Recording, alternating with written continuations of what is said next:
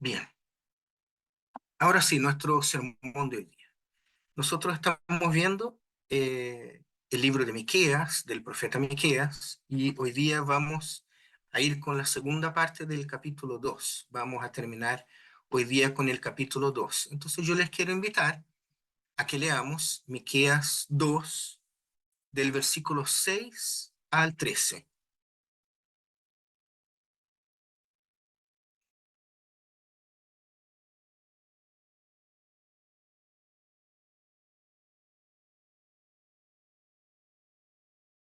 Miqueas capítulo 2, del 6 al 13.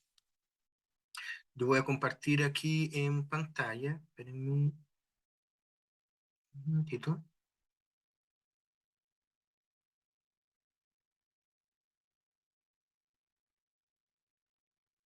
Ahí está.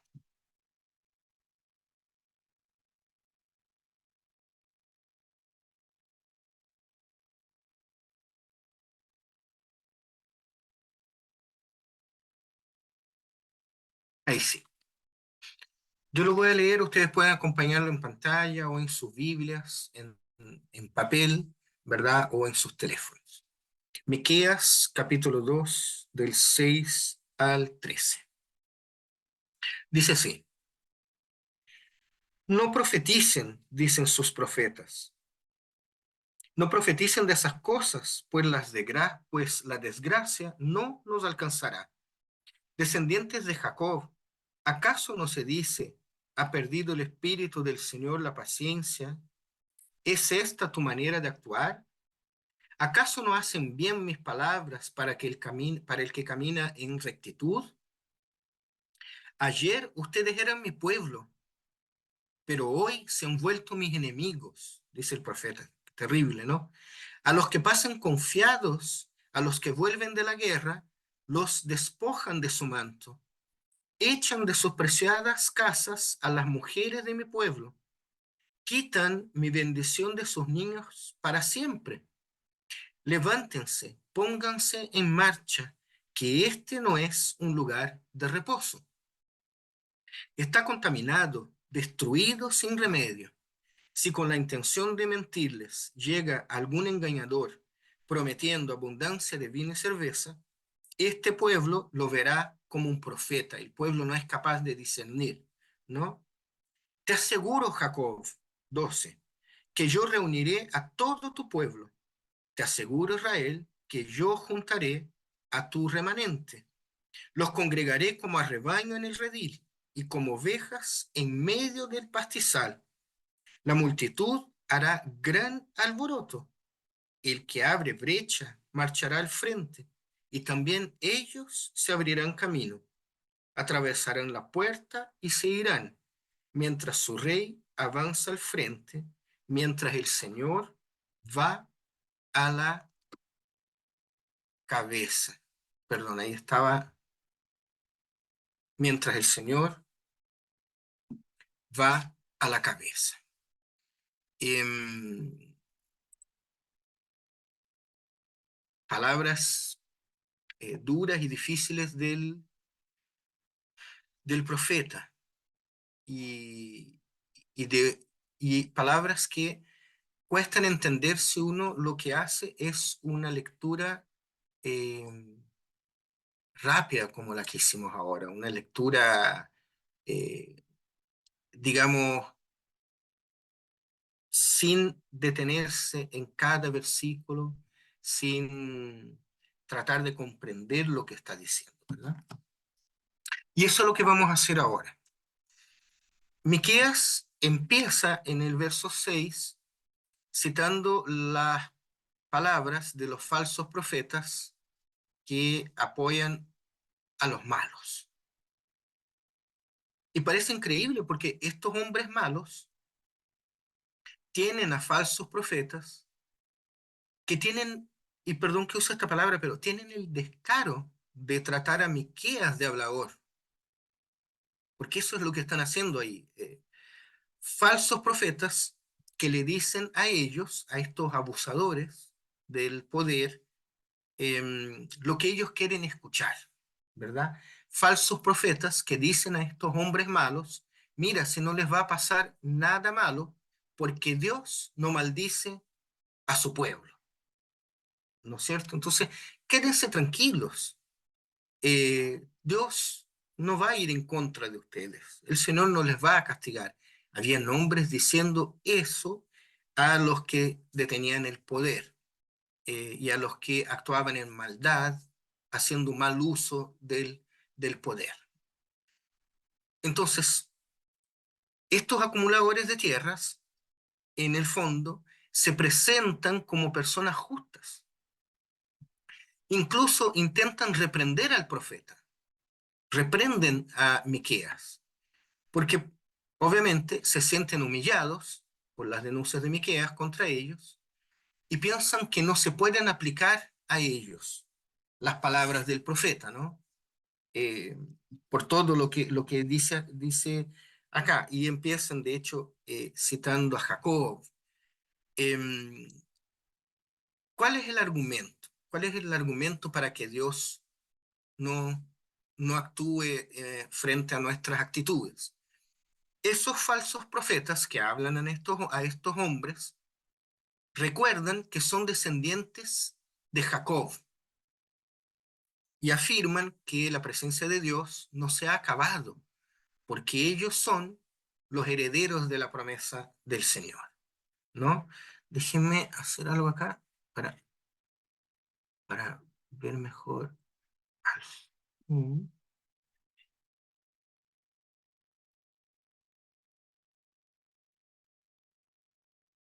Ahí sí, perdón. Entonces, lo que yo le decía, estos hombres que usan mal del poder, en el fondo, y eso es terrible, en el fondo piensan que son buenos, piensan que son fieles seguidores del Señor y que con solo el hecho de ser descendientes de Jacob les basta, ¿no? Porque si son descendientes de Jacob, son parte del reino de Dios. Pero Dios responde que sus palabras, o sea, las palabras de Dios, son buenas y favorables, sí, pero para los que actúan correctamente. O sea, no basta solamente invocar el apellido patriarcal de Jacob, decir, mira, nosotros somos descendientes de Jacob, ¿no es cierto? No basta apelar a la paciencia de Dios para no ser castigados por él. ¿Se fijan? Porque de Dios, en el fondo, nadie se burla, nadie se burla. No hay cómo engañar a Dios. Y por supuesto, el Señor se ira con quienes piensan que pueden engañarlo o ganarlo, ¿no? Con palabras bonitas en el fondo. Pero el Señor no funciona así. Dios es un Dios presente y Dios es un Dios preocupado con lo que pasa en la historia de la humanidad. Entonces, no basta con que estos hombres digan, somos descendientes de Jacob, somos pueblo de Dios, entonces, ¿qué nos va a pasar? Nos recuerda un poco, ¿se acuerdan cuando los fariseos le dicen a Jesús, oye, nosotros tenemos como padre a Abraham, con el pecho inflado, ¿no? Nosotros tenemos como padre a Abraham. Y Jesús les dice eso, si ustedes creen que simplemente por ser descendientes de Abraham tienen comprados el favor de Dios, no es así, ¿verdad? Bueno, aquí pasa un poco lo mismo. Y a partir del verso 8 aparecen entonces las denuncias. Miqueas vuelve a hablar de la maldad de estos hombres, ¿no? Verso 8 aparecen estas denuncias y son denuncias que prueban que en realidad estos hombres no tienen nada de inocente y que no hay cómo justificarlos. Estos son tipos malos. Miqueas dice así, ustedes eran mi pueblo, pero hoy han vuelto mis enemigos. Y nuevamente esta expresión, ¿no? Mi pueblo. que nosotros hemos visto en domingos anteriores. Dios tiene un pueblo. Miqueas, cuando habla de la parte de Dios, habla de ese pueblo. Pero ustedes eran mi pueblo, ustedes que son malos. Pero se han vuelto mis enemigos por las malas actitudes que han tenido. Y eso es muy interesante porque no todos son dignos de ser llamados mi pueblo. Solo aquellos que claman porque son víctimas de la opresión pueden ser llamados por el Señor mi pueblo.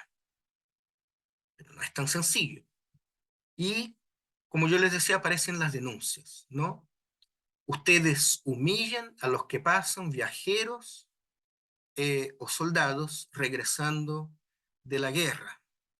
O, perdón, ustedes, dice la denuncia, ustedes humillan a los que pasan. ¿Quiénes son los que pasan?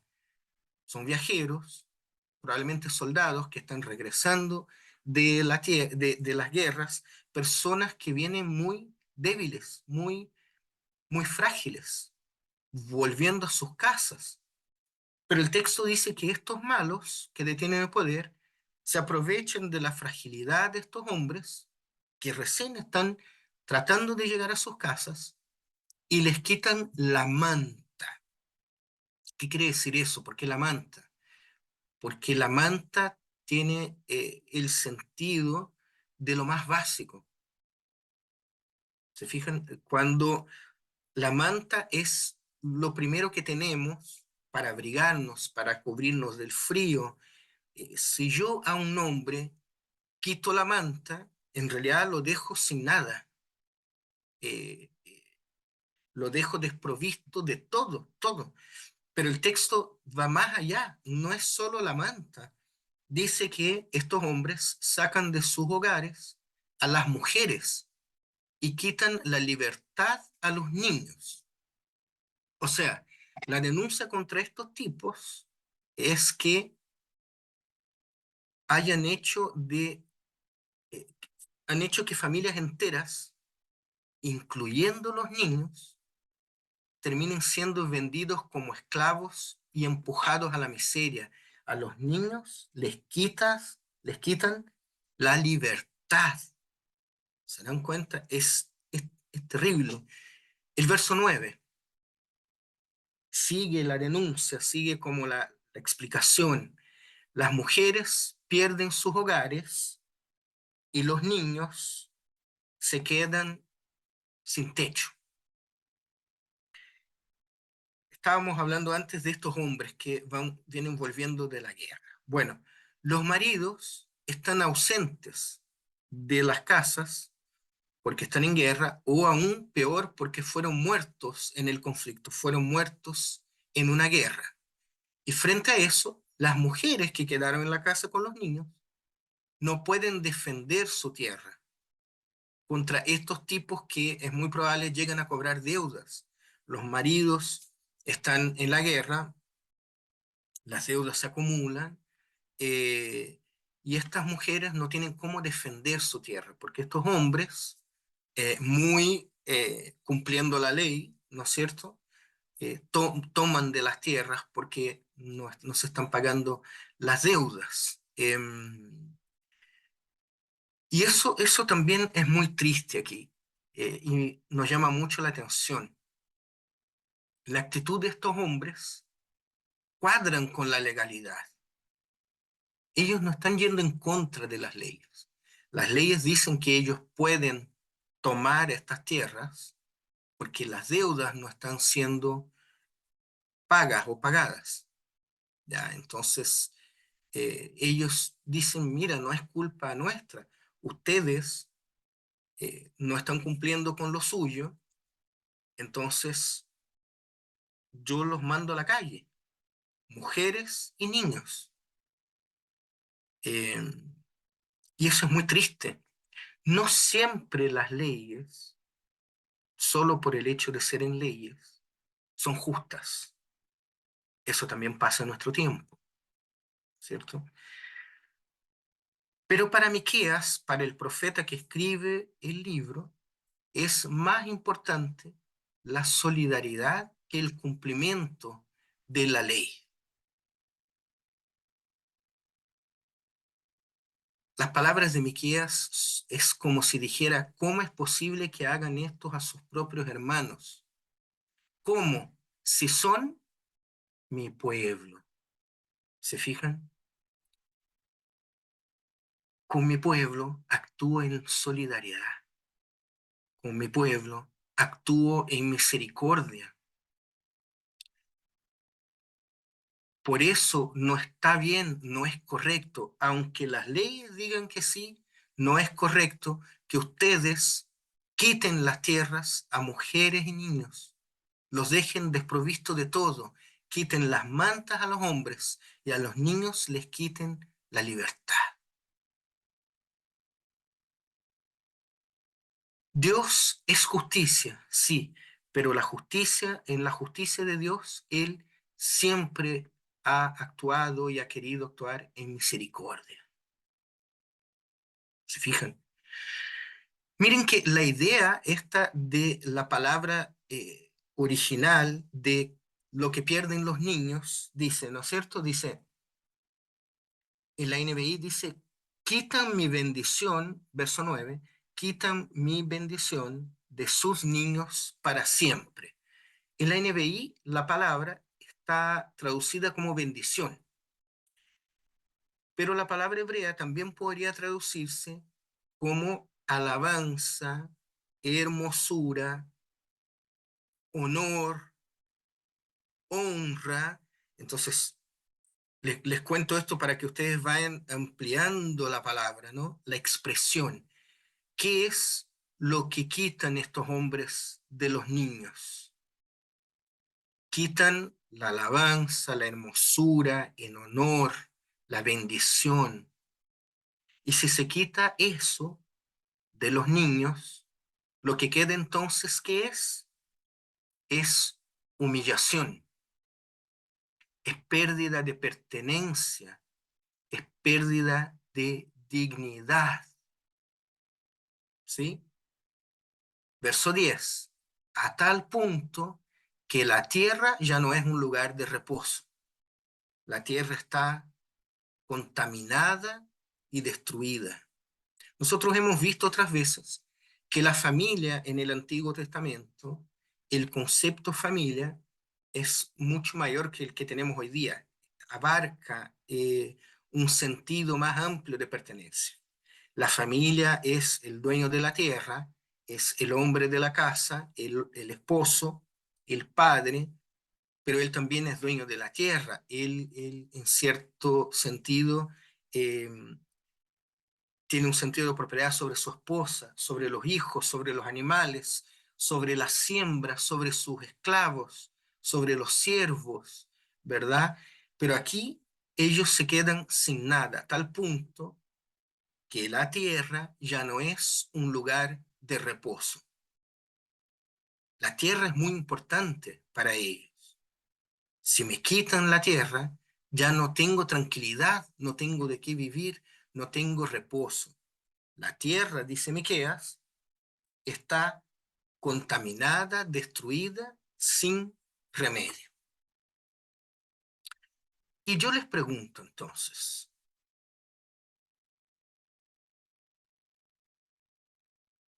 ¿puede la iglesia hoy día dejar de ser un lugar de reposo? Porque la iglesia tiene ese sentido hoy día, ¿no? No es nuestra tierra, pero en el fondo todos nosotros que hacemos parte de la iglesia sentimos en nuestro ser que la iglesia también es nuestra. Yo pertenezco a la iglesia de Cristo y la iglesia pertenece a mí. Yo soy la iglesia y la iglesia es parte de lo que soy. Entonces,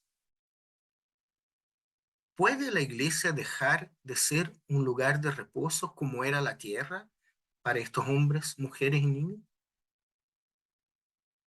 ¿Será que nuestras iglesias siempre son un lugar de reposo? Es una reflexión interesante. que debiéramos hacer. Después el verso 11 nos da una idea de cómo viven estos acumuladores, ¿no? Estos hombres que han ido quitando tierra a familias. Para ellos, verso 11, la vida es fiesta, es alegría, mientras el pueblo está en la miseria. Eso no les importa. Miqueas dice que estos son falsos profetas, charlatanes, que predican lo que estos hombres malos quieren escuchar. Ustedes están bien, vivan felices, hagan fiesta. Terrible. Y terminamos con los versos 12 y 13, en donde de alguna manera nosotros vemos la corte de Judá o la ideología del reinado invertido. La corte, el reinado de Judá, aquí aparece invertido. Miren por qué, yo les explico. El rey piensa en la preservación del trono y en la expansión del territorio, mientras que Miqueas piensa en la dignidad del pueblo. Entonces, por eso decimos que los valores se invierten. Para el poder socioeconómico y político, la nación, el estatus, el poder se encuentra en primer lugar, mientras que para el Señor son las personas las que ocupan el primer lugar.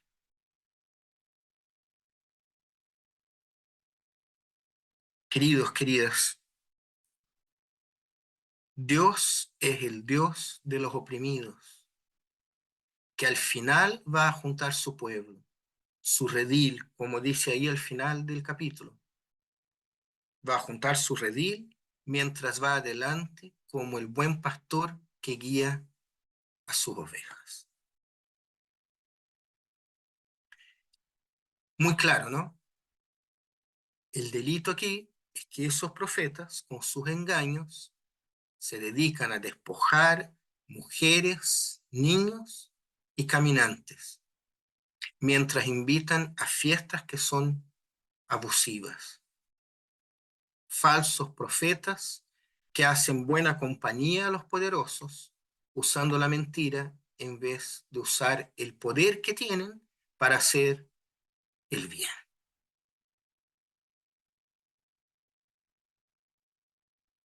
En ese sentido, queridos, queridas, lo que sabemos de Dios puede no significar nada si es que nuestras prácticas son contrarias a su voluntad. Nosotros podemos saber mucho de Dios. Estos hombres sabían mucho de Dios. Citan la palabra, citan que son descendientes de Jacob, pero aún así practican injusticia. ¿Se dan cuenta? En ese sentido, no hay malvado más peligroso que el que cree en Dios, el que invoca a Dios, el que se apoya en Dios, se apoya en las tradiciones religiosas, pero aún así no hacen su voluntad. No hay malvado más peligroso que el que cree que está haciendo la voluntad de Dios, sin hacerla. Y lo peor es que a nosotros también nos puede pasar, pues. Si nosotros no actuamos en justicia, nosotros podemos incluso pensar que estamos del lado de Dios.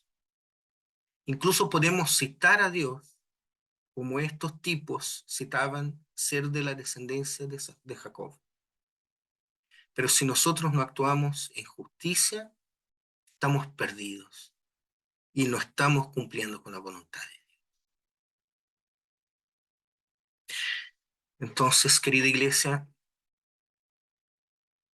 tenemos que tener cuidado, porque nosotros podemos equivocarnos pensando que hacemos lo correcto, y aún así estamos haciéndolo mal. Tenemos que ser cuidadosos, porque aquí mismo en el texto, en Miqueas, los que debieran impartir bendición, los que son llamados a ser entes de justicia, destruyen y humillan a familias enteras. Y son respaldados, más encima, por falsos profetas que dicen, oye, no se preocupen si está todo bien. Si somos descendientes de Jacob, ¿qué nos puede pasar? ¿Se fijan? Qué terrible, qué, qué terrible puede ser el corazón del hombre, el corazón del ser humano, cuando cae en sus propios engaños. El pecado tiene esa facilidad de que se mete en nuestras mentes a tal punto que nosotros terminamos justificando el pecado. No nos damos cuenta que estamos pecando. Pensamos que está todo bien.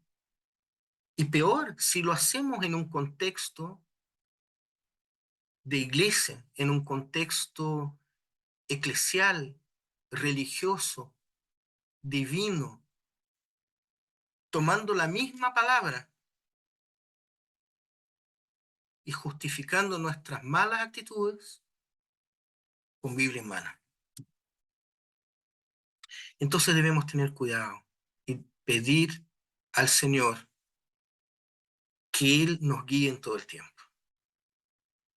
Y esa es una oración que tenemos que hacer hoy día, mañana, mañana, pasado mañana y la otra semana, y así. Dice la palabra que muchas veces la misma lengua, la misma boca que bendice, ¿no? Es la que maldice. Eso nos pasa constantemente en nuestra vida. Entonces tenemos que tener cuidado con cómo actuamos, con cómo juzgamos, con qué decimos, porque incluso sin darnos cuenta podemos estar perjudicando a otros, humillando a otros, siendo de maldición a otros al invés de ser de bendición. El ejemplo es muy cliché quizás, ¿no? Pero no muy poco tiempo atrás, unos 2 siglos atrás, teníamos a hombres poderosos con esclavos de todo tipo, indígenas o esclavos que venían de lejos, hablando de nuestro continente, de nuestra América, eh, hombres poderosos que traían de lejos, desde África, a personas para vivir de manera esclavizada en sus tierras, y estos mismos hombres eran los que estaban el día domingo en las iglesias, orando, con sus manos levantadas, bien vestidos, participando en el culto. Mientras en su tierra tenían muchos hombres y mujeres, esclavos, lejos de su, quitados, ¿no? De sus tierras, subidos a fuerza con grilletes a un barco, cruzando el océano en situaciones terribles, inhumanas, para llegar a un lugar que no conocen, con un idioma que no conocen, eh, esclavos, esclavos. Mientras los dueños de tierra participaban de las misas o de los cultos protestantes el día domingo, con la conciencia sin ningún problema. Entonces, que Dios tenga misericordia de nosotros, ¿no? Y que nosotros seamos siempre parte de ese pueblo que Él va a reunir, como está al final del capítulo. Y que Él sea siempre el que va delante de nosotros, abriendo caminos, mientras nosotros vamos atrás de Él, siguiendo sus pasos, pero lejanos de la maldad y cercanos a la justicia, porque a eso fuimos llamados. Oremos al Señor, vemos.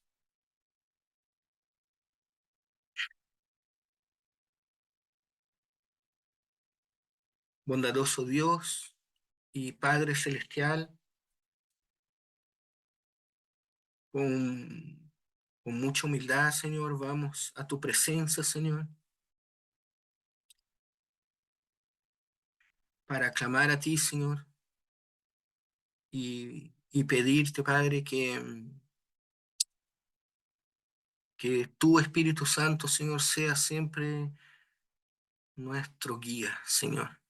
Que, que nosotros, Señor, podamos vivir, Señor, en tu presencia, en todo el tiempo, Padre Celestial, haciendo el bien, siendo entes de justicia, siendo buenos administradores de lo que tú nos has dado, Señor, teniendo misericordia del que tiene menos, Señor, teniendo compasión del que no te conoce y es diferente a nosotros, Señor. Que no seamos nosotros, Señor, los que impartamos maldad, Señor, sino que todo lo contrario, que en todo el tiempo sepamos impartir bendición por este mundo, por esta tierra, Señor, mientras estemos en ella, Padre. Toma el control, Señor, de nuestra mente, de nuestro corazón, Señor. Toma el control de nuestros pensamientos, de nuestra boca. Toma el control de nuestra lengua, Señor, para que en medio de las dificultades, Señor, de este mundo, nosotros seamos luz, seamos sal, seamos los que llevan dignidad a las personas, seamos nosotros los que levantamos a los caídos, Padre, y que tu palabra, Señor, siempre para nosotros sea dulce a nuestro paladar, Señor, que la lectura que hagamos de ella siempre sea de una interpretación adecuada, que ella siempre nos hable en misericordia, en amor, Señor, como tú has actuado en nuestras vidas también, Señor.